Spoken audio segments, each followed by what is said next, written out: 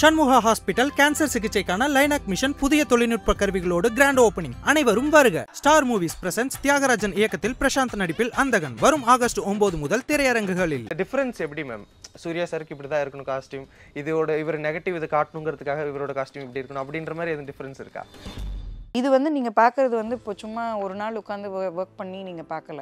R&D பண்ணி நம்ம அதுக்கப்புறம் அதை மிலன் கிட்ட சொல்லி மிலன் அதை ஸ்கெட்ச் பண்ணி அதுக்கப்புறம் கம்ப்ளீட் டிபார்ட்மெண்ட் உட்காந்து அதை டிஸ்கஸ் பண்ணி இது நிறைய அந்த ஜூனியர் ஆர்டிஸ்ட் அவங்க எல்லாருக்கும் பண்ணி கிட்டத்தட்ட எத்தனை பேருக்கு இந்த காஸ்டியூமை பண்ணியிருப்பீங்க யூனிஃபார்மாக? நிறைய பேருக்கு பண்ணியிருக்கோம். ஒரு நம்பர் சொல்ல முடியுமா ஏதாவது? இல்லை, நீங்கள் எதிர்பார்க்குற நம்பரை விட பெருசாக இருக்கும். இந்த படத்தில் ஒர்க் பண்ணதில் உங்களுக்கு பெஸ்ட் காம்ப்ளிமெண்ட் இந்த ஒரு விஷயம் எனக்கு கிடச்சிச்சு அப்படின்னு சொன்னால் நீங்கள் என்ன சொல்லுவீங்க? முதல்ல படத்துக்கு சிவா சார் என்னால் பண்ண முடியும்னு கூப்பிட்டதே காம்ப்ளிமெண்ட் தான். சிவா சார் நம்ம சொல்கிற ஓட்டத்தோடையே வருவாங்க. சார் நீங்கள் இது இப்படி சொன்னீங்கல்ல சார், அதுக்கு நம்ம இந்த இடத்துல இது பண்ணிக்கலாமா சார்? நல்லா இருக்கே, நல்லா இருக்கு மேம், ட்ரை பண்ணுங்க அப்படின்னு. உங்களுக்கு இதை விட என்ன வேணும்? இந்த ப்ராஜெக்ட்குள்ளே போகும்போது உங்களுக்கு இப்போ நீங்கள் சொன்னீங்கல்ல ரியலிஸ்டிக்காக பண்ணுறதுனா என்ன கூப்பிடுவாங்க? Kanguva is not a realistic, fantasy. Kanguva is not realistic. ஆனால் எனக்கு வணக்கம் தக்ஷா அவர்களே. வணக்கம் ராகுல், எப்படி இருக்கீங்க? நலமா இருக்கேன். நீங்கள் எப்படி இருக்கீங்க? நான் ரொம்ப சூப்பராக இருக்கேன் மேம். இப்போது நிறைய நிறைய டேரக்டர்ஸ் நிறைய பேர் கூட ஒர்க் பண்ணியிருக்கீங்க. பட் இப்போ ரீசெண்ட் டைம்ஸில் இப்போ சிறுத்தை சிவா அவர்கள் கூட வேதாளம், விஸ்வாசம், தென் அண்ணாத்தே, இப்போ கங்குவா தொடர்ந்து அவர் கூட ஒர்க் பண்றீங்க. அவர் உங்களை தான் காஸ்டியூம் டிசைனராக வச்சிருக்காரு. அப்படிங்கும்போது இல்லை சார் சிவா சார் நீங்கள் அண்ணாத்தில் பார்த்தீங்கன்னாலே 3-4 டிசைனர்ஸ் ஒர்க் பண்ணியிருப்போம். ஓகே. குஷ்பு மேம்க்கு தனியாக டிசைனர் இருந்தாங்க, மீனா மேம்க்கு தனியாக டிசைனர் இருந்தாங்க, கீர்த்தி சுரேஷ்க்கு இருந்தாங்க, நயன்தாரா மேடம்க்கு இருந்தாங்க, நானும் இருந்தேன். ஓகே. ஸோ அப்படி ஸ்பெசிஃபிக்காக ஒன்றும் இல்லை. ஆனால் எனக்கு சிவா சார் தாய் வீடு மாதிரி. தாய் வீடா? ஆமாம், it's like my mother's house. Okay. I can go to my husband's house, I can do a lot of things, but that will always be my mother's house. ஏன்னா நான் நிறைய இந்த கடந்த 7-8 இயர்ஸ் 9 இயர்ஸில் நிறைய க்ரோ பண்ணியிருக்கேன். ஒரு ஃப்ரீ ஹேண்டாக நம்மளை ட்ரஸ்ட் பண்ணும்போது தான் நமக்கு பயம் வரும். மேம் உங்களுக்கு ஓகேனா எனக்கு ஓகேனா எனக்கு வயிற்று கலக்கும். நமக்கு ஓகேயான்னு ஒரு 4-5 வாட்டி திருப்பி பார்ப்பேன், எல்லாம் ஓகேயா. அப்புறம் திருப்பி போய் சார் 4 வாட்டி கேட்பேன், சார் இது ஓகேயா. அப்புறம் கேமராமேனை கேட்பேன், வெற்றி சார் இது ஓகேயா. அப்புறம் ஆர்ட் டைரக்டரை போய் கேட்பேன், டே மிலன் எல்லோரும் நல்லா இருக்குன்னு சொல்கிறாங்க, நீ சொல்கிறா அப்படின்னு. நல்லா தாண்டி இருக்குது. அது உங்களை ட்ரஸ்ட் பண்ணும்போது you start having more doubts and more fears. Ma'am இப்போது ஒரு சின்ன செக்மெண்ட் மாதிரி, அதாவது இப்போ நீங்கள் கங்குவா பற்றி நிறைய விஷயங்கள் ரிவீல் பண்ண முடியாது ஏன்னா படம் ரிலீஸ். பட் இன்ட்ரெஸ்டிங்காக ஒரு சின்ன ஃபேக்ட் இல்லை அதில் ஏதாவது இருக்க விஷயங்களை ரொம்ப ஷார்ட் அண்ட் ஸ்வீட்டாக நிறையா ரிவீல் பண்ணாமல் கூட சொல்லலாம். இந்த இமேஜ் பாருங்கள், பின்னாடி இருக்குது. ஓகே. அதில் நீங்கள் என்ன ஒர்க் பண்ணியிருக்கீங்க அப்படின்ற மாதிரி அது அந்த மாஸ்க் அந்த விஷயங்கள் எல்லாமே அதில் உங்களோட ஈடுபாடு இருக்குமா? இது முழுக்க மிலனோட கைவண்ணம். ஓகே. ஆனா மிலன் இது பண்ணும்போது நான் கூட இருந்தேன். ஓகே. எனக்கு ஆர்ட்ல ரொம்ப வருஷத்துக்கு முன்னாடி நான் கேட்டேன், ஏன் நான் மிலன் திரும்ப சொல்றேன்னா இன்னைக்கு அவர் நம்ம கூட இல்லை. இது ஆக்சுவலா அந்த மான் கொம்பு மாதிரி தானே அது? ஆமா, ஆனா அது மேக் பண்ணணும்ல. ரியல் மான் கொம்பு வச்சு வைக்க முடியாது இல்லையா? ரியல் மான் கொம்பு உங்களுக்கு பிளேஸ் ஆகாது. ப்ளஸ் இது தலையில் நீங்கள் ஃபிட் பண்ணும்போது உங்களுக்கு அது வெயிட்லெஸ்ஸாக இருக்கணும். நீங்கள் ஃபுல் டே அதை போட்டு ஷூட் பண்ணுறீங்கன்னா எனக்கெல்லாம் வெயிட்டாக கொடுத்தா அதை கழட்டி ஒரு குத்திடுவேன் உங்களை. கரெக்டா? ஸோ உங்களுக்கு அது வெயிட்லெஸ்ஸாக இருக்கணும், அது போடுறதுக்கு கம்ஃபர்டபுளாக இருக்கணும். ஏன்னா இது நிறைய நாள் ஷூட்டிங் வரும் அப்படின்ற பட்சத்தில் இது ஈஸியாக போட்டு கழட்டுற மாதிரி இருக்கணும். மான் கொம்பை எப்படி ஈஸியாக போட்டு கழட்டுவீங்க? அதை நீங்கள் ஃபிக்ஸ் பண்ணிங்கனாலுமே so everything has been handmade. ஆக்சுவலாக நீங்கள் நிறைய விஷயங்கள் சொல்ல வர மாதிரி இருக்குது, பட் நீங்கள் அப்படியே முள்ளுக்குள்ளே வச்சுருக்கீங்க. இது நீங்கள் ஆஸ் இட் இஸ் நெட்லேருந்து எடுத்தது நீங்கள் என்கிட்ட காமிச்சு கேட்குறீங்க. ஆமாம். ஓகே. இதில் என்ன கேட்க விரும்புகிறீங்க? மேம் இந்த காஸ்டியூம்ஸ் இதுக்கான அந்த ஒர்க், ஏன்னா இது எல்லாமே காஸ்டியூம்ஸ் தானே, இதில் உங்களோட ஒர்க் தானே இருக்குது. ஸோ இவர்தான் இத என்னோட போடணும் ஒர்க்கும் இருக்கு. உங்களோட ஒர்க்கும் இருக்கு. சென்டர்ல இருக்கவர் இப்படிதான் இருக்கணும், சைடுல இருக்கவங்க இப்படிதான் இருக்கணும் அப்படின்னு சொல்லிட்டு எப்படி டிசைட் பண்ணீங்க? இல்ல நம்ம வந்து இதுல வந்து யார் எப்படி நிக்கணுங்கிறது நம்ம டிசைட் பண்ணல. ஓகே. நமக்கு வந்து டைரக்டர் வந்து பிரீஃப் கொடுக்கும்போது ஒரு கேரக்டர் லிஸ்ட் கொடுப்பாங்க. ஓகே. ஒரு ஒரு ஒரு படம்னா ஹீரோ இருப்பாங்க, ஹீரோயின் இருப்பாங்க, ஹீரோ ஹீரோயினுக்கு அம்மா அப்பா இருப்பாங்க, ஹீரோ ஹீரோயினுக்கு அக்கா தங்கச்சி இருப்பாங்க. இப்போ இந்த கிரடேஷன் வருது இல்லையா, இந்த ஃபேமிலி ட்ரீ இருக்கு இல்லையா, அந்த ஃபேமிலி ட்ரீ வந்து நம்ம கொடுத்துருவாங்க. ஓ. ஃபேமிலி ட்ரீல வந்து இப்போ இப்போ கண்டிப்பா ஹீரோயின் போடுறத வந்து அம்மா போட முடியாது. அம்மா வந்து கொஞ்சம் வயதானவங்களா இருக்கணும். ஸோ அவங்களுக்கு வந்து காஸ்டியூம்ஸ் வந்து இப்போ நான் சல்வார் போடுறேன்னா எங்கள் அம்மா வந்து எங்கள் அம்மாவும் சினிமாவில் சல்வார் போட்டால் எப்படி இருக்கும்? இப்போ நானே அம்மா, நான் வந்து என் பொண்ணு சல்வார் போடுதுன்னா நானும் சல்வார் போட முடியுமா? இப்போ நான் புடவை கட்டணும். என் பொண்ணு ஜீன்ஸ் போட்டால் நான் சல்வார் போடலாம். அந்த வேரியேஷன் வேணும்ல. ஸோ அந்த வேரியேஷன் வந்து நம்ம ப்ரீஃப் பண்ணும்போதே நமக்கு சொல்லிடுவாங்க. ஓகே. த டிஃப்ரென்ஸ் இது வந்து பாபி தியோல் சார், இது வந்து சூர்யா சார், அந்த ரெண்டு காஸ்டியூம் நீங்க இது நிஜமாவே நெட்ல வந்து ரிலீஸ் பண்ணதை தான் காமிக்கிறீங்களா? ஆமா. எனக்கு எப்படி மேம் எக்ஸ்க்ளூசிவா கிடைக்கும்? இது நெட்ல இருந்தது. இது ட்ரெய்லர்ல இருந்து எடுத்துட்டு, இது டீசர் தான், இதுவும் டீசர் தான். ரெண்டுமே டீசர்ல இருந்து எடுத்தது தான். நான் எதுவுமே பர்சனலா இங்க இருந்து எடுத்துட்டு வரல. ஸோ இந்த டிஃபரன்ஸ் எப்படி மேம்? சூர்யா சாருக்கு இப்படி தான் இருக்கணும் காஸ்டியூம், இதோட இவர் நெகட்டிவ் இது காட்டணுங்கிறதுக்காக இவரோட காஸ்டியூம் இப்படி இருக்கணும் அப்படின்ற மாதிரி எதுவும் டிஃபரன்ஸ் இருக்கா? நமக்கு ப்ரீஃபிங் இது வந்து இதுக்கும் உள்ள டிஃபரன்ஸ். நான் இப்போ அம்மாக்கும் பொண்ணுக்கும் உள்ள டிஃபரன்ஸ் தான் இது. வந்து என்னன்னா நமக்கு கதை ஊட வந்து சொல்லும்போது கேரக்டர் சொல்லும் போதே வந்து நமக்கு இப்படி ப்ரீஃப் பண்ணிடுவாங்க. இது வந்து நீங்க பாக்குறது வந்து இப்போ சும்மா ஒரு நாள் உட்காந்து ஒர்க் பண்ணி நீங்க பார்க்கல. இது வந்து R&D பண்ணியிருக்கு. ரிசர்ச் அண்ட் டெவலப்மெண்ட் வந்து நம்ம வந்து ப்ரீ ப்ரொடக்ஷனில் 6 months 8 months பண்ணியிருக்கோம். R&D பண்ணி நம்ம வந்து அதுக்கப்புறம் அதை மிலன் கிட்ட சொல்லி மிலன் அதை ஸ்கெட்ச் பண்ணி, மிலன் சூப்பராக ஸ்கெட்ச் பண்ணுவேன். அப்படி நானும் ஸ்கெட்ச் பண்ணுவேன், கேவலமாக பண்ணுவேன். அவர் சூப்பராக ஸ்கெட்ச் பண்ணுவார். ஸோ மிலன் கிட்ட கொடுத்து ஸ்கெட்ச் பண்ணி வாங்கி அதுக்கப்புறம் கம்ப்ளீட் டிபார்ட்மெண்ட் உட்காந்து அதை டிஸ்கஸ் பண்ணி, direction department, camera department, art department, costume department, hair and makeup department.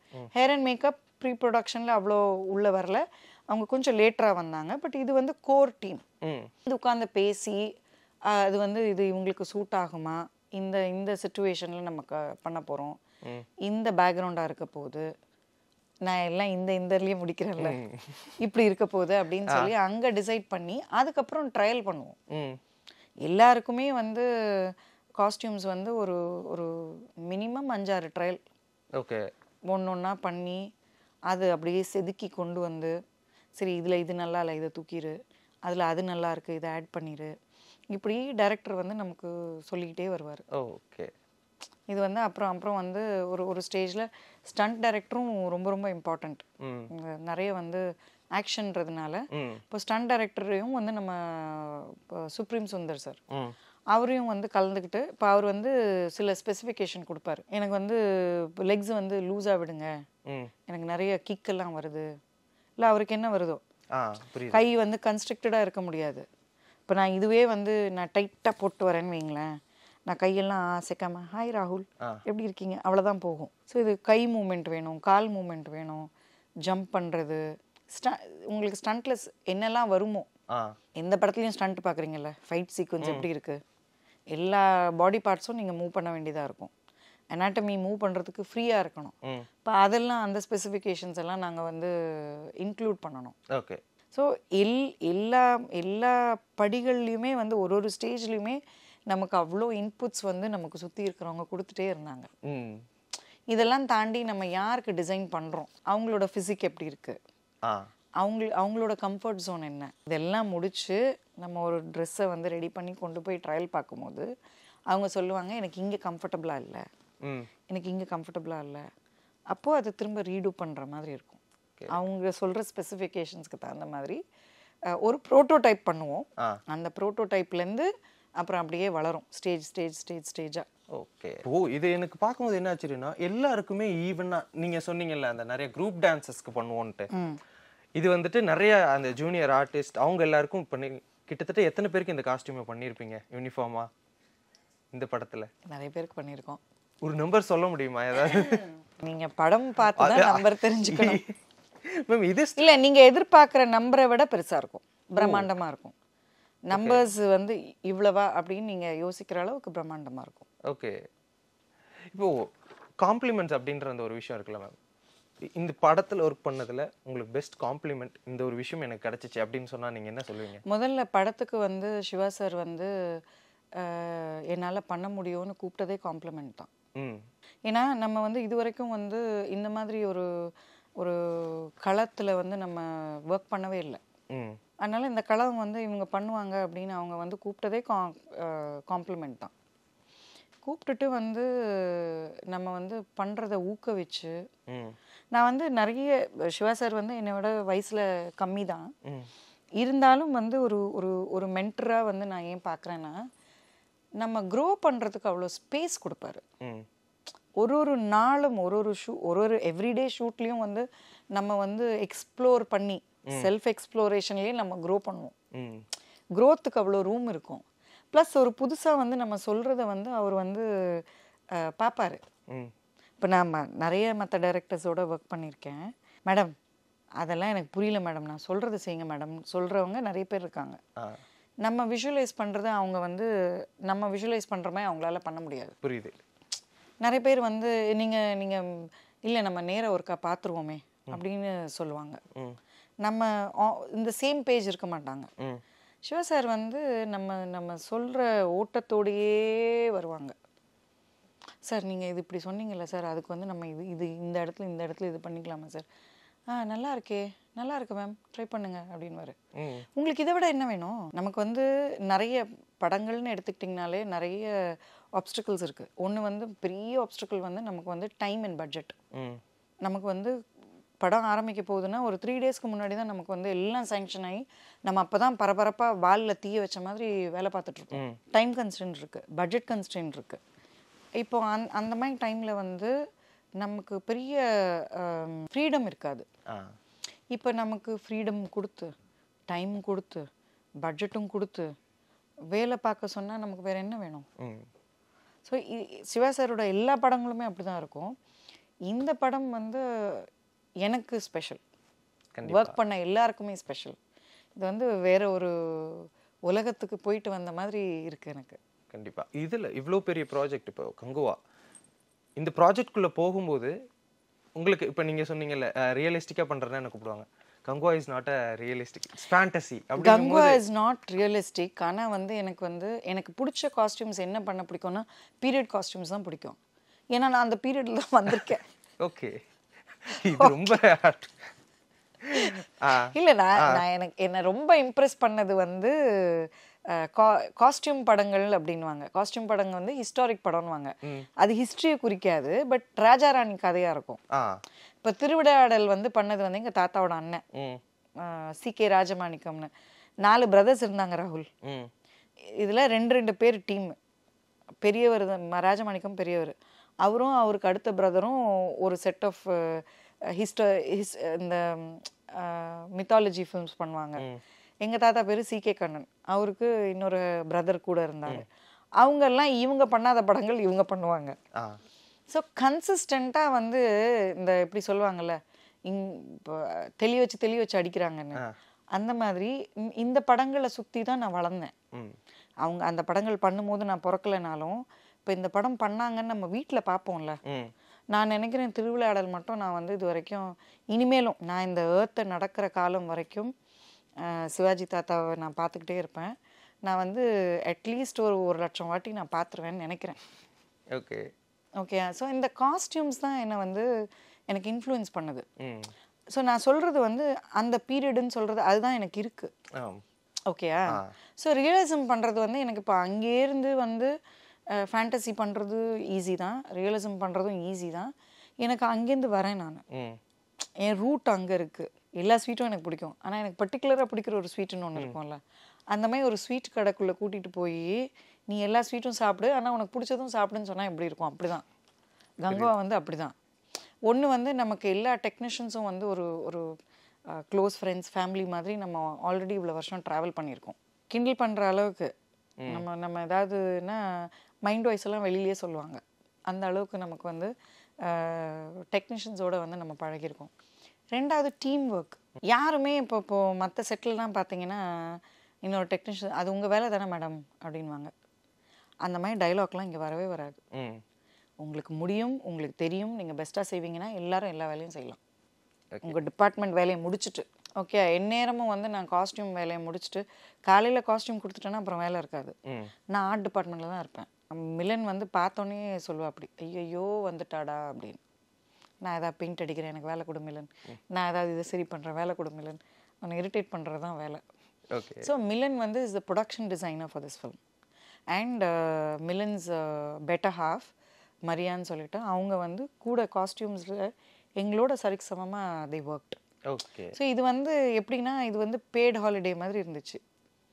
Friends கூட எந்நேரமும் இருக்கும். பெரிய ஒர்க் ஸ்டேஷன் வந்து எடுத்து கொடுத்துட்டாங்க. 24 மணி நேரம் அங்கே தான் இருக்கும். சாப்பாடு ப்ரொடக்ஷன்லாம் அரேஞ்ச் பண்ணிட்டாங்க. இது பார்ட்டி டைம் தானே.